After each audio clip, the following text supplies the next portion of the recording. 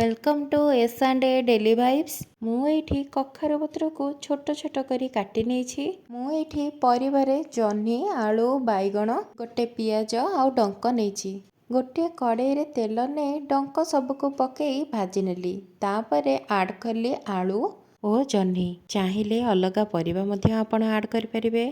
एबे सेइथिरे आड करिछि स्वाद अनुसार लूण आउ अल्प हलदी। मुझे 2 बड़ चामच सोरिष, गोटे बड़ चामच जीरा, 5-6 गुला रसुण, सुखिला लंका दे भल भाव ग्राइंडिंग कर देइथिली। 4-5 चामच पेस्ट को पकेइला परे सेइथिरे आड करिथिली लंका गुंड आउ भल भाव टिके कसी देइथिली। एबे आमे कटा हेइथिबा कखारु पत्र गुडी को आड करदेबा आउ मसला सहित भलरे मिसई सारला परे ताकू 2 मिनिट सिझिबाको छाड़ीदेबा। आपण देखि पारुथिबे सागटी पूरा सॉफ्ट हो जाइछि। तापर सेथिरे गोटे बड़ कप पानी देई ताकू फुटिबाको छाड़ीदेबा।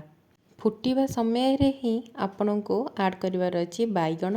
एहाको पुणी थरे किछि समय फुटिबाको छाड़ीदेबा। मु एठी राई को अन्य एक पात्र रे काढी नेछि। चलंतु एबे छुंकर प्रस्तुत करिबा। मु एबे कड़ाई रे तेल नै सेथिरे पकेछि गोटे सुखिला लंका आउ 5 फुटण। तापरे आड करेछि अल्प पियाज भाजी होला परे सिझी जाइथिबा डंकराईटी को एथरे आड करिनेबा। मु एठी अल्प सजना शाग को बाछिकी रखिथिली। देखंतु मु एबे सजना शाग को राई रे आड करि नेछि आउ ताको पुणी थरे सिझिबाको छाड़ी देछि। आपण निजे देखि परिबे 3-4 मिनिट फुटिला परे सजना शागटी मध्य सॉफ्ट हो जिवो। एबे आपणकर सुपर टेस्टी आउ हेल्दी राई प्रस्तुत हो जाइछि। वीडियो भलो लागिथिले लाइक टी निश्चित करिवे।